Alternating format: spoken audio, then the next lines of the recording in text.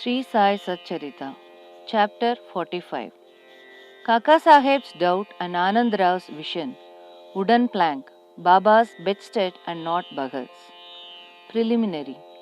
We have described in the last 3 chapters Baba's passing away. His physical or finite form has, no doubt, disappeared from our view, but the infinite or spiritual form, spirit of Baba, ever lives. The Leelas which occurred during his lifetime have been dwelt upon at great length up till now. Ever since his passing away, more Leelas have taken place and are even now happening. This clearly shows that Baba is ever living and helping his devotees as before. The people who got the contact of Baba when he was living were indeed very fortunate. But if any of them did not get a dispassion for the things and enjoyments of the world, and had not their minds turned to the Lord, it was their sheer ill luck. What was then desired, and is still desired, is the wholehearted devotion to Baba. All our senses, organs, and mind should cooperate in worshipping and serving Baba. It is no use in engaging some organs in the worship and deflecting others. If a thing like worship or meditation is to be done, it ought to be done with all our mind and soul. The love that a chaste woman bears to her husband is sometimes compared to that which a disciple bears to his master, Guru. Yet the former falls far short of the latter, which is incomparable. No one, whether he be father, mother, brother, or any other relation, comes to our aid in attaining the goal of life, self-realization. We have to chalk out and traverse the path of self-realization ourselves. We have to discriminate between the unreal and the real, renounce the things and enjoyments of this world and the next, and control our senses and mind, and aspire for liberation only. Instead of depending upon others, we should have full faith in ourselves. When we begin to practice discrimination, we come to know that the world is transient and unreal, and our passion for worldly things becomes less, and ultimately we get dispassion or non attachment for them. When we know that Brahma, which is no other than our Guru, is the sole reality, and as it transcends and besets the seeming universe, we begin to worship it in all creatures. This is the unitive bhajan or worship. When we thus worship Brahma, our Guru, wholeheartedly, we become one with him and attain self-realization.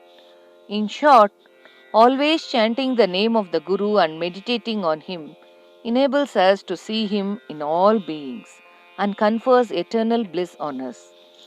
The following story will illustrate this. Kaka Saheb's doubt and Anand Rao's vision. It is well known that Sai Baba had enjoined Kaka Saheb Dikshit to read daily 2 works of Sri Eknath, 1 Bhagavat and 2 Bhavartha Ramayana. Kaka Saheb read these daily while Baba was living, and he followed the practice even after Baba's passing away. Once in Kaka Mahajani's house in Chaupati, Mumbai, Kaka Saheb was reading Eknathi Bhagavat in the morning.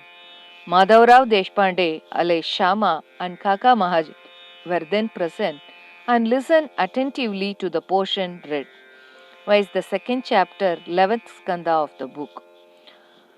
Therein the 9 Nathas are Siddhas of the Rishabha family: Kavi, Hari, Antariksha, Prabuddha, Pippalayan, Avirhotra, Drumil, Chamas, and Karabhajan. Expounded the principles of the Bhagavad Dharma to King Janak. The latter asked all the 9 Nathas most important questions, and each of them answered them satisfactorily. The first, that is Kavi, explained what is Bhagavad Dharma. Hari, the characteristics of a Bhakta, devotee. Antariksha, what is Maya. Prabuddha, how to cross Maya. Pippalayan, what is Parabrahma. Avirhotra, what is karma. Drumil, the incarnations of God and their deeds. Chamas, how a non-devotee fares after death. Karabhajan, the different modes of worship of God in different ages. The substance of all the exposition was that in this Kali age, the only means of liberation was the remembrance of Hari's, Lord's or Guru's feet. After the reading was over, Kaka Saheb said in a despondent tone to Madhav Rao and others, "How wonderful is the discourse of the nine nathas on bhakti or devotion, but at the same time, how difficult it is to put it into practice. The nathas were perfect, but is it possible for fools like us to attain devotion as delineated by them? We won't get it even after several births. Then how are we to get salvation? It seems that there is no hope for us." Madhav Rao did not like this pessimistic attitude of Kaka Saheb.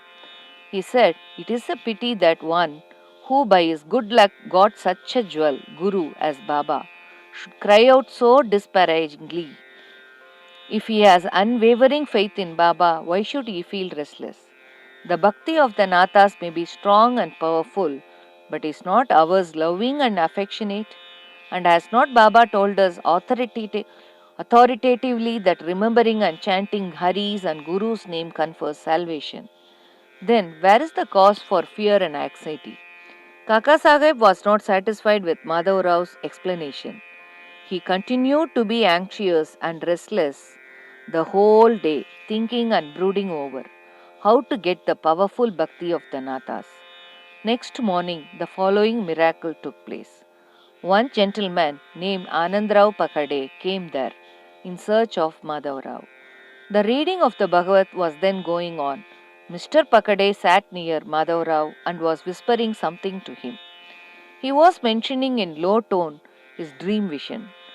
As there was some interruption in the reading by this whispering, Kaka Saheb stopped the reading and asked Madhav Rao what the matter was.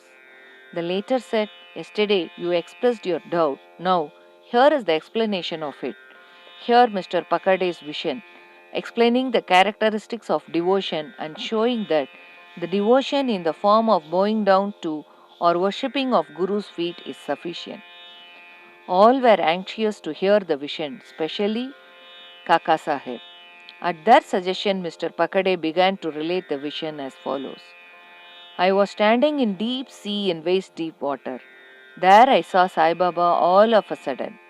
He was sitting on a beautiful throne studded with diamonds with his feet submerged in water. I was most pleased and satisfied with the form of Baba. The vision was so realistic that I never thought that it was a dream." Curiously enough, Madhav Rao was also standing there. He said to me feelingly, "Anandrao, fall at Baba's feet." I rejoined, "I also wish to do so, but his feet are in water. How can I place my head on them? I am helpless." Hearing this, he said to Baba, "Ho Deva, take out your feet, which are under water." Then Baba immediately took out his feet. I caught them without delay and bowed down to them. On seeing this, Baba blessed me, saying, "Go now, you will attain your welfare. There is no cause for fear and anxiety." He also added, "Give a silk bordered dhota to my Shama, you will benefit thereby." In compliance with Baba's order, Mr. Pakade had brought the dhotar and requested Kaka Saheb to hand it over to Madhav Rao, but the latter refused to accept it, saying that unless Baba gave a hint or suggestion for acceptance, he would not accept it. Then, after some discussion, Kaka Saheb decided to cast lots. It was the practice of Kaka Saheb to cast lots in all the significant matters and to abide by the decision as given in the picked up chit. In this particular case, two chits, on one of which was written to accept and on other to reject, were placed at the feet of Baba, and a child was asked to pick one of them. The accept chit was picked up and the dhotar was accepted by Madhav Rao. In this way, both Anand Rao and Madhav Rao were satisfied, and Kaka Saheb's difficulty was solved. This story exhorts us to give respect to the words of other saints.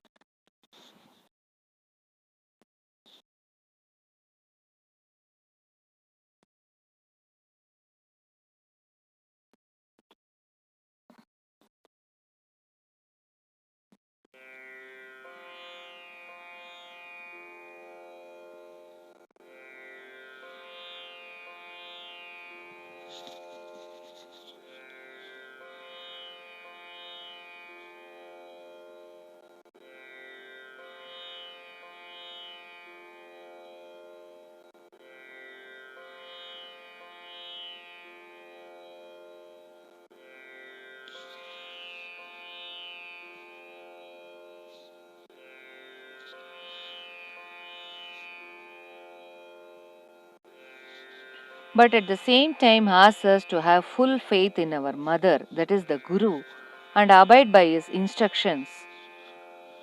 For he knows our welfare better than any other person. Carve out on your heart the following words of Baba. There are innumerable saints in this world, but our father, Guru, is the father, real Guru.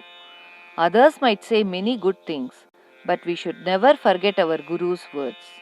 In short, love your Guru wholeheartedly, surrender to him completely, and prostrate yourselves before him reverentially. And then you will see that there is no sea of mundane existence before you to cross, as there is no darkness for the sun. Wooden plank Baba's bedstead and not Bhagat's. In his earlier days, Baba slept on a wooden plank 4 arms in length and only a span in breadth with panatis, earthen lamps, burning at its 4 corners. Later on, he broke the plank into pieces and threw it away. White chapter 10. Once, Baba was describing the greatness or importance of this plank to Kaka Sahib. On hearing this, the latter said to Baba, "If you still love the wooden plank, I will again suspend or hang up one in the masjid for you to sleep at ease." Baba replied, "I won't like to sleep up leaving Mahal Sapati down on the ground." Then Kaka Sahib said, "I will provide another plank for Mahal Sapati too." Baba said, "How can he sleep on the plank? It is not easy to sleep on the plank. He who has many good qualities in him only can do so. He who can sleep with his eyes wide open can effect that. When I go to sleep, I often ask Mahalsapati to sit by my side, place his hand on my heart, and watch the chanting of the Lord's name there. And if he finds me sleepy, wake me up. He can't do even this. He himself gets drowsy and begins to nod his head. When I feel his hand heavy as a stone on my heart and cry out, 'O Bhagat,' he moves and opens his eyes. How can he who can't sit and sleep well on the ground and whose asana posture is not steady and who is slave to sleep can sleep high up on a plank?" On many other occasions, Baba said, out of love for his devotees, "What is ours, whether good or bad, is with us, and what is others is with them." Bow to Sri Sai.